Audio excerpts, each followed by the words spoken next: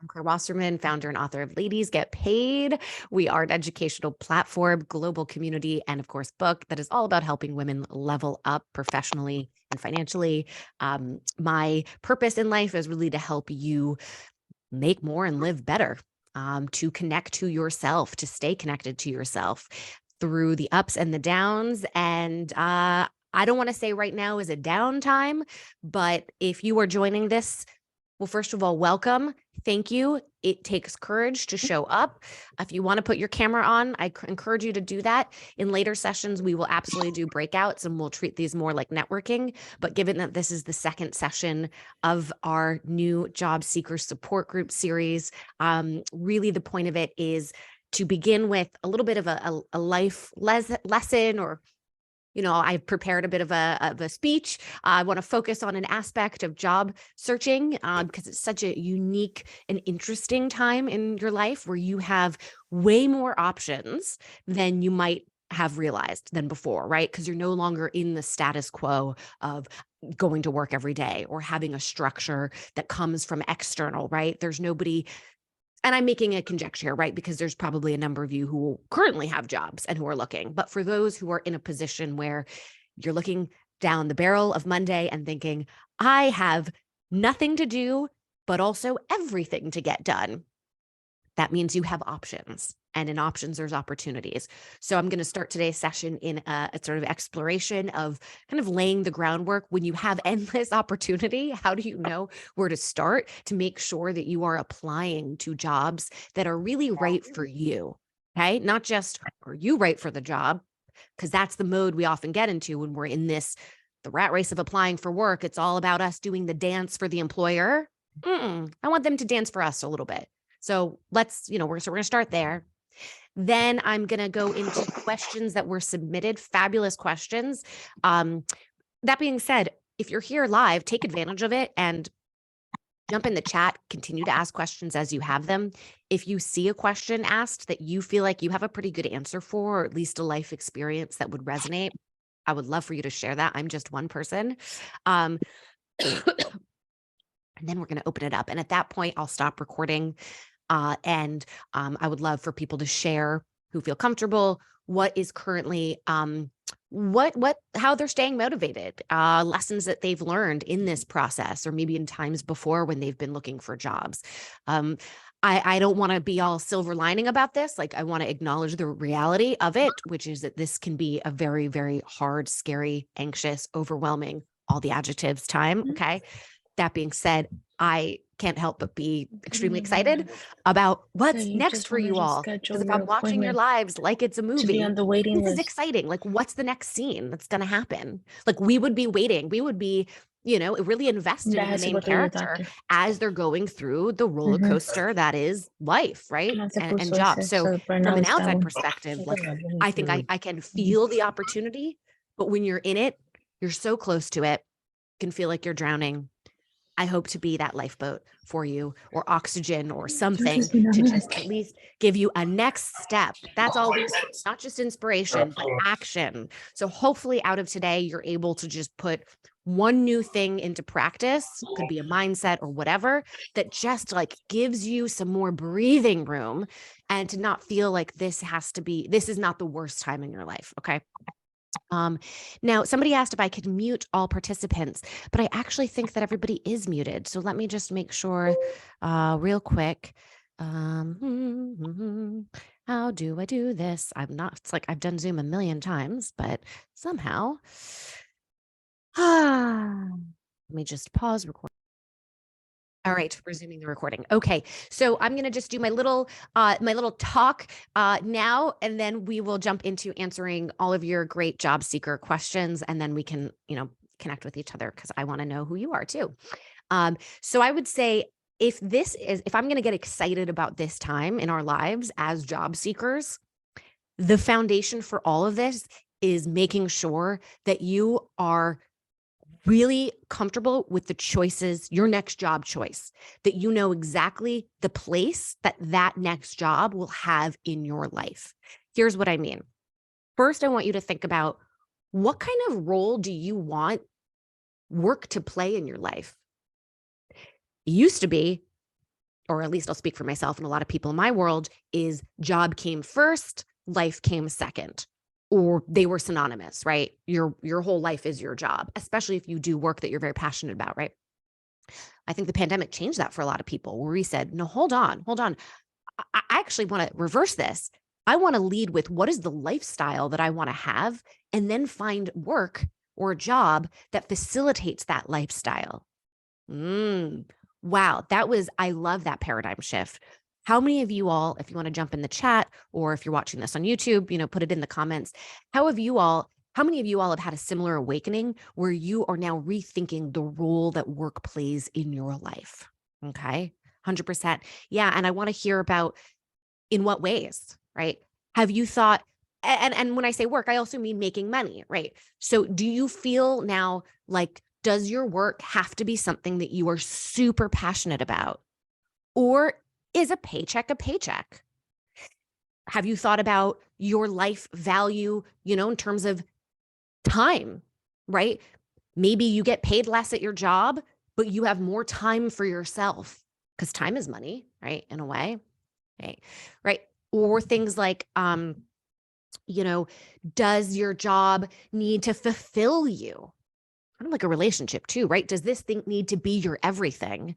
Because that is a lot of pressure. Robin said this really well. She just said, I'm honestly just interested in making enough money to fuel my travel hobbies. Correct, right? Or this feeling like I need to monetize my passion. And then you go down that path and you realize, oh, I'm no longer passionate about it. Like trying to monetize it, almost like it took the joy away from it. There's a really great book that I am now blanking on by Ann Peterson about burnout. I highly encourage you to check it out, because she talks about, basically, for a lot of us millennials, I'm 36, we were taught follow your passion or find your purpose. And I think that's good with a caveat, but there's a lot of danger in it. And here's the thing, there's a sacrifice to every decision that you make.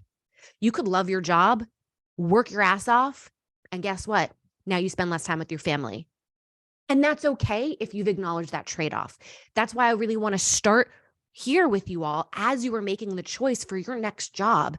Think about all of the sacrifices that will have to be made.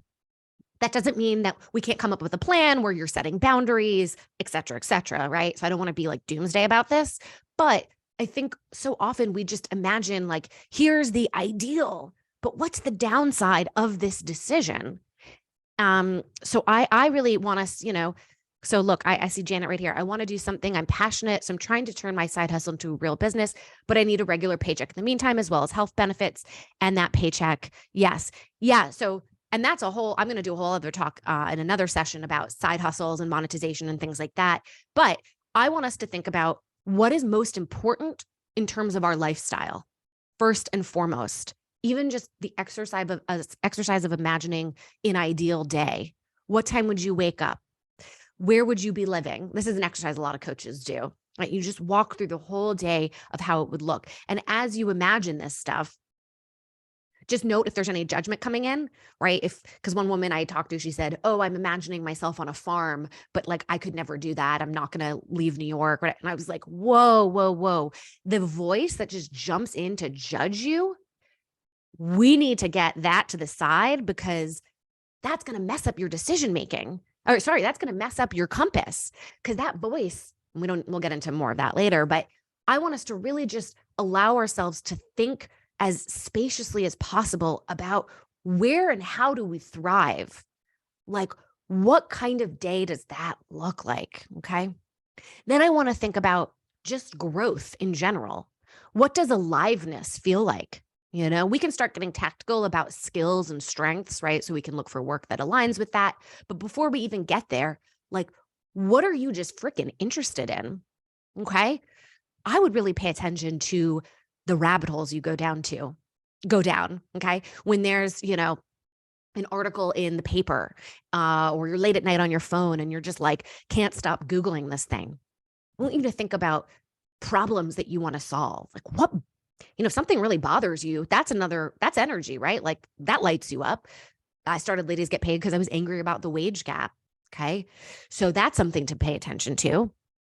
And by the way, if you're feeling really down and unmotivated, and it's been a long time since, when I ask the question, like, what lights you up? And you're like, I really don't know. You go back in time, go way back. Think about your childhood.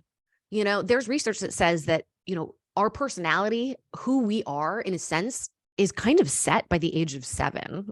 Okay. So go back into those memories, maybe before 7, or, it doesn't have to be, and see, what were things that you did just naturally? What were you drawn to? Again, if you're starting to judge it, but Claire, I'm not going to become a tree builder or a tree house builder. Like, we're not at that point yet. Like, don't try to fit yourself into some path, some title, some job. Like, there is an ample time for that later. But this is where you really get to enjoy as best you can. This inflection point of looking for a new job means you can start over. This is like you get a pass here where you really can go, hold on. I'm going to make a choice of a job that fits into the life and lifestyle that I want. And it might end up being something that's related to what makes me come alive, but it also might not. And I'm okay with that because I know I'm doing my alive stuff off the clock. So think about even things that you do, that you're not paid for. Or what would you do if money was no object? Whether or not you decide that that is a path to follow, there's gold in that. They're transferable skills. There's information because there's details in it. Because when you explain to me, I want to do this thing, or if money were no object, I would do X, Y, and Z. Well, really analyze the environment in which you would do it. Is this you alone? Was this you on a team? Are you being an introvert, an extrovert? Are you using your hands? Is this a problem solving? Like, really just give yourself time every day to just journal. If money were no object, or my ideal day would be. And what I love also about this practice is it's going to get you into the habit of noticing potentially all the judgments that you might be making about why you can't do something. And you may even be making those judgments towards me right now. Like, Claire, this is such a privileged exercise you're giving me. I need to just make money. Like, tell me how to do that ASAP, right? We will. But you can do both. Like, that to me is the key to all of this, is being able to exist in multitudes. So to be, responsible about money, but also allow yourself just 20 minutes to think about if money were no object. And then you can go back to being responsible. Okay. So just expanding your mind to like what a career could look like, the place that work has in your life. I'm going to give a very cute. Wow. Didn't mean to say cute. A very quick just example. I'm going to call out my wife for a minute. She realized that during the pandemic that she was very interested in learning how to just like make money in general, not tied to status. So things like, eBay reselling, right? Going to thrift stores and estate sales and purchasing items and then reselling it on eBay, giving people, so the circular economy. And noticed as she was interested in, going down the path of experimenting with that, she realized, oh my gosh, I think I've had judgment about, how people make money, that this like feels like I'd be embarrassed to tell somebody I do make this money. She doesn't feel that anyway. She's very proud of it, but it was an interesting process of all the judgments that she was subconsciously carrying around what we deem to be a valuable career or an elite career or our reputation. All right. Just if we keep getting distracted by that noise from other people, that we've now adopted as our own voice, that's when people get existential crises, right? And they wake up and they realize, oh, whose life am I living? This is the time to reset. And by the way, there's never starting over, meaning everything you've done up to this point is wasted. Not at all, because all of those life experiences got you to this place. So mine those experiences of that, what components of it, again, made you light up. Another thing to think about is, how you can help other people. That will always lead you to a successful path. Again, whether or not you decide to make it a career, again, we're not at that point, but in thinking about where and when and at what points do I tend to want to be of service to others, figure that out. That's a good one. And then really like take action before you're ready. it's like if you wait to feel confident to act, you'll be waiting a long time. In fact, what you're actually waiting for is proof. You want to prove to yourself that you're a confident person, but then you wait. That's why we have to just go for something. If there is something that interests you that you think could potentially be a skill set to develop to turn into a career, or there's an industry that you're interested in, but you're intimidated by, get involved in some capacity. Yeah, do it scared, Alice said, right? Because that's actually courage, right? It's taking the action when you're scared. If you take the action when you're not scared, that's not courage, right? That's just easy. And we're trying to grow here. That's why this is painful right now also, because you are, again, not doing the status quo. You are making change in your life, whether you wanted to or not, whether you quit your job or got laid off or you're unhappy or, whatever, like this is supposed to be painful right now. But if you start taking action and involving yourself in things that you're interested in, again, like there's an industry that you want to learn more about, or, again, like thrifting, right? Like, let's see if I could make some money from that, reselling it, whatever, practicing making a website. The action will make you less scared. You just need to do it. And then you're actually going to be dealing with real information of, do you genuinely want to do this? Because in your mind, you could think this sounds interesting as a job or as a career, whatever, but it's until you take the action, you won't really know. And I want you to give it some time also, right? It's not like you do it once, you hated it, you don't give it, like, I would say at least a week. Like, be consistent in trying on this new potential opportunity of a career or job or whatever. In the next couple of minutes, I'm going to wind down and then I'll answer some of your questions and then we'll get to the share. But one great tip, oh, lovely, you stink at consistency. Oh, I have lots to talk about on that front. I want to give you just a little exercise from this great book. It's called Trust Yourself, Stop Overthinking and Channel Your Emotions for Success at Work by Melody Wilding. And I love this. This is about getting in touch with your intuition. Which, by the way, is also called a second brain, okay? Because your intestines, you have literally your stomach is connected to your brain, and it is very wise. And we often really cut ourselves off from our body. We really just, we think that the best decisions are made rationally, aka in our head. And I would say quite the opposite, because in our head, we have so many voices that are influenced by different things like expectations from others, etc. Whereas our body is way more innate. Like there's no debate with your body. You either have a gut feeling or you don't. The way your mind works, it rationalizes it. The mind is a bit trickier. So really, if you can get into a practice of learning to listen to your gut, here's one exercise. And I'm going to talk more, I think, in another session about how to get into your gut. But one great exercise Melody gives in terms of figuring out if a career path is something to explore. So she says, okay, focus on a big question that's been weighing on you. Well, actually, let me start here. Your intuition is actually an advanced form of reasoning because you're integrating data from many sources, both internal and external, rather than just focusing on the kind of objective data that society traditionally values. Okay. The next time you have to make a decision, and I would say it doesn't even have to be about a decision. It could just be, I'm contemplating doing this thing. Write a simple yes or no question on a piece of paper. You should handwrite it, by the way. Okay. Now make the question as specific as possible. For instance, rather than, will more responsibility make me happy? Instead, write, is it in my best interest to accept this cross-country assignment? Okay. Write a yes or no below the question and leave a pen nearby. After a few hours, come back to the paper and immediately circle your answer. So see what that intuition is. Studies have shown that people who make decisions based on their intuition have a greater sense of certainty about what they decide to do and feel their gut-based decisions are a better reflection of their authentic selves. I'm going to give you one more exercise that's off of this, which is role playing it. Okay. So like test driving your decisions. So for 2 or 3 days, let's say you're deciding between, 2 options. Okay. 2 or 3 options. For 2 or 3 days, live that day as if you had made that decision for one of the options. Just imagining what it would be like if you were to have said yes. Okay. See how you feel. Do some journaling. Note when there's judgment. Right. We want to get out of our rational head and into our body. Then after a few days of that, then pretend that you have said yes to the second option. And again, go through the day of imagining as if this is your new role.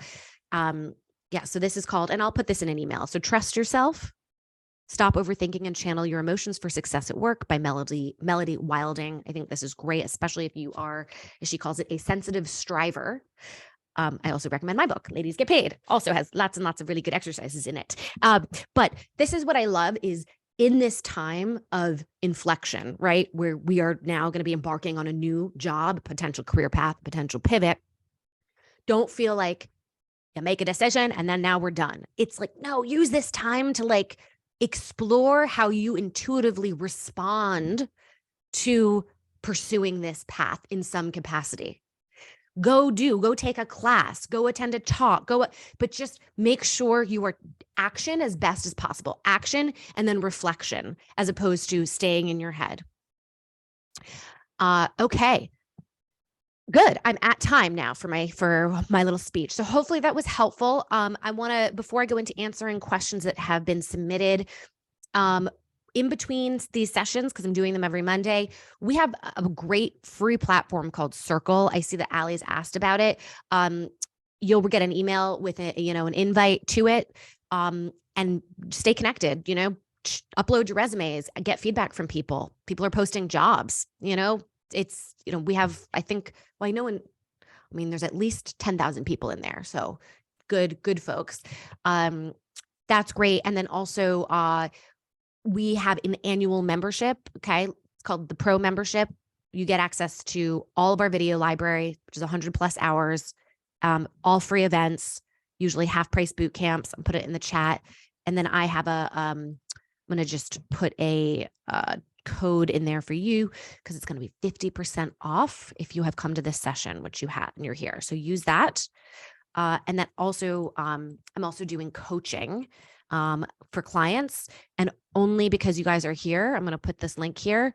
You get $100 off if you want to do coaching with me, and I'm taking on just a few more folks at that price. Okay, enough about me. Let's do you. Okay. Questions that were submitted. In the meantime, though, let me just check the chat to see if there was anything that anyone wanted me to clarify. Colleen said, I appreciate this reminder about intuition as a source of knowledge. It's what I needed to hear today. It can be so easy to ignore that part of us. I know that part is usually very, very quiet until all of a sudden it's extremely loud and disruptive, meaning you're just operating off of adrenaline, you're working, and all of a sudden you have total burnout or an anxiety attack or an ulcer, right? So it's like silent or very quiet or just too loud. So how do we get into the practice of listening to it, learning the signs before they become red flashing signs? And I have lots of exercises around that I'll share at future sessions.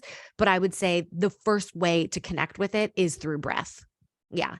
Like if you're wondering where your intuition is, to me, the breath is the lifeline to the intuition, and it clears the pathway for you to be able to like start to hear what intuition for you sounds like.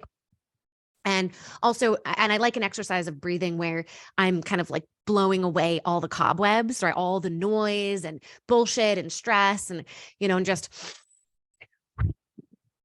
like we are literally getting rid of all of like, just the like cobwebs, get rid of the cobwebs and then clear the pathway, and know that this is going to take time. It will be a process. So just for now, I really would say focus on, a couple times a day, doing that deep breathing. Okay. Let us see what else. Okay, good. I'm seeing some good stuff here. Okay. Yeah, let me answer this question from Samantha, and then I'll get into the questions that were pre-submitted beforehand. Can you talk about real setbacks from taking a job in the short term with the intention of continuing to actively job hunt? I'm scared of burning bridges in a tight-knit small industry where my network is very interconnected. Okay. Oh, and my web camera is having need to figure out my web camera. Yeah, I think that's a very good question. First of all, you are number one. Okay. So as long as if you end up quote, burning a bridge, but you did it in a really professional, empathetic way. Like, here's why I'm making these decisions. I know I've only been here for X amount of months, but quite frankly, like the paycheck, my finances changed, whatever. Like, you're not at the place now where you need to explain yourself. But if the way that your explanation is received is not good, that ultimately is on them and their issues. You still need to make choices that are putting you first, you're number one. Also, do men think this way? I don't know. Like sometimes we get a little sensitive about this stuff because relationships are very important to us, as they should be. But I don't want you to put your concern of burning bridges over making the best decision for you financially, etc. Okay. But it is an excellent question because a paycheck's a paycheck. You need the paycheck, and you might be running out of time to continue to look, for quote, a fabulous job or a great job. So I would just say, beginning with your runway, your financial runway, do you feel like you have done the best that you can to stretch it as far as you can, right? In terms of cutting down, on expenditures. Do you have a way of making some side hustle money? I can share some resources. I'm just going to put them in the chat right here. Here are just some examples. Like, I know time is money, and doing things on the side is going to take away. And in future job seeker sessions, I'll talk about how to manage your day and your energy. But I just want you to feel first and foremost that you really have done the very best you can to extend your financial runway as far as you can, so that you can continue to look for your ideal job as opposed to a stopgap job. If you really are at the place where you just got to take the stopgap job, are you negotiating as hard as you can for them, right? Because if you ultimately have to leave because the paycheck isn't enough, they should know that up front. They should know that you asked for as much money as you can, and that you are taking this job, and it is beneath, like, listen, I'm going to say yes to this, but it is beneath what my ask was. And I can also talk about negotiating and things like that. But if you do ultimately need to leave that stopgap job because of money, I wouldn't want them to feel like they had no idea, right? So make sure you've negotiated hard. And then, keep looking. I mean, you'll have to carve out your schedule to make sure you're still, you're not burning out. Because I know looking for a job can feel like a full-time job, but I wouldn't worry too much. Not in this day and age. But that might be controversial, what I just said. If somebody else has another opinion, I absolutely welcome it. And it sucks. But as an employer, I know that if I'm getting somebody who is overqualified or taking the job for I know is like not great money, I know they're probably going to leave me soon. And that's why it's actually in a company's best interest to pay their employees really well, because it's an investment in not only the employee, but it's actually a long-term investment in the company's future. If you have people who work for a long time for you, they're going to do a fabulous job. That loyalty, that productivity, so they know what they're getting if they're accepting an employee who it's like clearly the employee could have done better. So, but just give them enough time. If you do need to leave, don't give them at least 2 weeks. Okay. All right. But let me answer some of these questions. Okay. All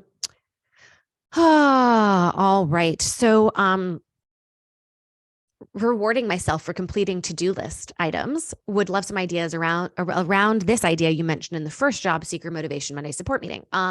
Rewarding myself for does anyone struggle with rewarding themselves or like staying, positive? Because I know we go to the default of negative because it's our way of problem solving, right? It's our way of fixing things. It's surviving. So there's a reason that we tend to stay in the anxiety and the overwhelm. But we need to be able to say, I did something and this was hard. Okay. So I would look at your week and just map out what are all the things that are going to be really difficult for you internally, externally, just anticipate the struggle. I'm sorry to hear that. But you know what? There's thinking about a supernova. Sarah said she had a full-on mental breakdown last night. Supernova, right? There's like an explosion to becoming a supernova. Like there's, when you're a tree and it's growing, there's sort of like a violence to it sometimes with growth. But thinking about, okay, what's going to be freaking hard this week? Making a list of it, making a plan. And when you get through it, it didn't matter if you did it well. That's the thing. I want to be clear about that. Because if you only reward yourself when something went well, then that's more pressure. And again, it's the whole of you got to take the action and then the confidence will follow. So I want you to celebrate just the process. I approach and then I'll get to some other questions. One thing I struggle with is if I have an option between finishing something and going and taking a nap or watching Bravo or eating, of course, I'm going to take a nap and watch Bravo and eating, right? So to me, I thought success would be this week. If I can say no to taking naps and yes to finishing my things, it will be a success. Well, guess what? I failed. So you know what? To me, success is going to be giving myself more options. So looking at that conversation, not as a binary choice, but as a, can I approach this dialogue, this negotiation with myself differently? So, and that's work I'm doing with my therapist. So, could it be, I am going to do 10 minutes of work and then I'm going to take the nap, right? Or whatever. So it's not just about charting the progress, but just making sure you're like setting yourself up for success to celebrate the process, not just the to-do list. Okay. All right. I'm a graduate. Hold on. Okay, I'm a graduate student and I will be graduating this June with my PhD in chemistry. I'm trying to transition to more business roles, and specifically, I'm very interested in getting into the sustainability space. The issue I'm having is a lot of positions ask for experience in things like life cycle analysis and other methods used for measuring impact in the sustainability space. Do you have any suggestions on what to do when you want to move into a new area, but don't have some of the basic requirements? Now, I picked this question because there were a number that were submitted that were basically about pivoting, about transferable skills, about how do you tell your story when you don't have traditional job experience? And it could be because you're, new to the workforce, or because you really are making a change. I want to first say, before you look at your newness as a deficit, I actually would love for you to see it as, wow, this is a way that I can be memorable. I stand out. I'm not necessarily going to look like all of the other candidates. And by the way, if anyone has responses or is going through this, I would love for you to be in the chat or in the comments below. Okay, so this is inherently going to make you stand out. We want to obviously make it in a good way, but know that, hey, there's already something good happening here. All right, I have a few things. Number one, as the potential employer, what are going to be my concerns about you as a potential candidate? Well, it would be you don't have the knowledge, like you haven't done this work before, so the learning curve is going to be big, right? So now I want us to focus on, how do we demonstrate to them that you're a fast learner? So think about experiences you've had in the past, personal or professional. Doesn't have to be related to this field. I mean, ideally it would be, but it doesn't have to be. Where you learned quickly, okay? Or you learned creatively, or you were self-taught, right? So that's one thing. Another concern as the potential employer could be they're not going to know the specifics of this job, right? Like, not only is the learning curve going to be high, but like they don't have the network, they don't have the know-how, like they don't know the challenges, right, that they're going to be facing yet. So I would love for you to please go talk to as many people in this industry, okay, or who have this role or a similar role, and ask them about the hardest parts of their job. And by the way, this is a good question to ask anybody if you are contemplating taking a job somewhere. It's not about what do you love about your job, right? It's about what do you hate about your job? Because it's knowing, oh, can I still do this job even though I'm now hearing from them that they work 24/7, or they're up early in the morning, or oftentimes their projects get killed and they, don't get to so hear their frustrations. That is actually very helpful to know if it's something that you still want to do. But also, when you are interviewing and when you write your cover letter, et cetera, you can say, I talk to real people. This isn't just like I Googled some things and I trust me. I talked to them and I heard that some of the challenges of this job is X, Y, and Z. Here's how I would approach it. So it's selling them on A, that you do your research, B, your thought process. It's how you work. It's how you think. Because anybody here who has hired somebody, what is it that we want? We want a person who's coachable, right? We want a person who's coachable. That kind of skill set is just, you sort of can't teach it. You either kind of have it or you don't. So demonstrating also that that you're coming at this with slight bit of a disadvantage. That also means you're willing to work hard, go above and beyond, which is, I interviewed these real people. Okay, here are the challenges. Also, I want you to sell them on ideas that you have, right? As best as you can. Because maybe you're thinking outside the box. You have an edge as a new person, right? As an outsider. And if they love your ideas, then they should hire you. Okay. I'm going to move on to some other questions, but I'm very passionate about transferable skills. But so we'll talk more about that later. Okay. All right. Okay. So finding time to search or searching and then not finding anything I want to apply to and getting discouraged, feeling like I should apply to multiple jobs a day when I'm only sending in a few resumes a week. It's hard. It's like a numbers game, right? Like you want to apply to as many jobs as possible because that will theoretically increase the chances that you'll, get interviews. But also no, because if you're sending out a bunch of shitty, or generic stuff, then you're wasting your time, right? So it's a balance. So I would say really, and I talked about this, I think in the last session, I would schedule your week and your day to incorporate a number of different things. One is intuition and like soul searching work. Okay. So doing like really deep personal development stuff. I would do another one would be networking. And we'll do sessions on Mondays where we go more into this stuff, but networking, connecting with people. I would do one where you are just looking for what's out there. Okay.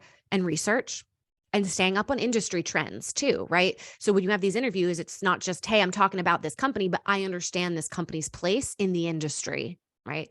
So does that mean you need to be doing like research, reading trade magazines and et cetera? I would make sure that you've carved out time for, I call it kind of like cup filling. So like a fun side project, do something just because it's giving you joy. That's going to keep you motivated because I got a lot of those questions of how do I stay motivated in the job hunt? Well, some of it means not doing the job hunt and it's you going out and like learning a new thing that's not related to your job or like taking an improv class or something.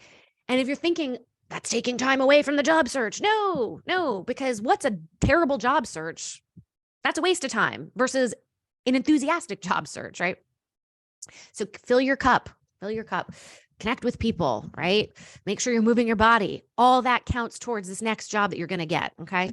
Then carve out time for, yes, your resume, but not just working on your resume, but are you writing a resume that reflects those job descriptions? Are you integrating keywords into them, right? So you really do have to tailor your resume and your cover letter for each job. Okay. You'll have a template, of course, like you'll have a base, but you might need to position yourself. The way that you describe who you are may, need to change depending on the job. But hopefully you've done your networking, people at that company and they can give you some guidance. So it's like if you look at the week and you didn't apply to any jobs, I might say to you, good. Did you do all those other things that's getting you to be in the best place possible to be the best candidate possible? Okay.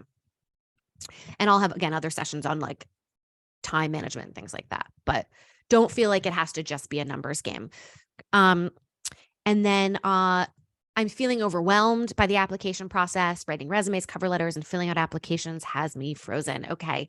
Well, I would say, first of all, how much of this is right now like swirling in your head versus like written down. So I would even,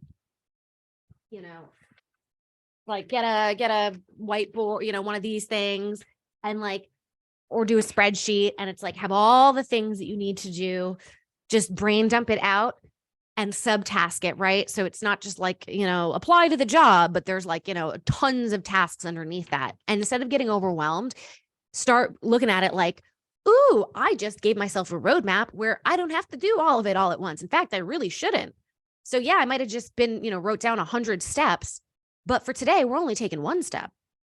And there might be like 5 components to that one step. Great. You assign the day and the time to that one step.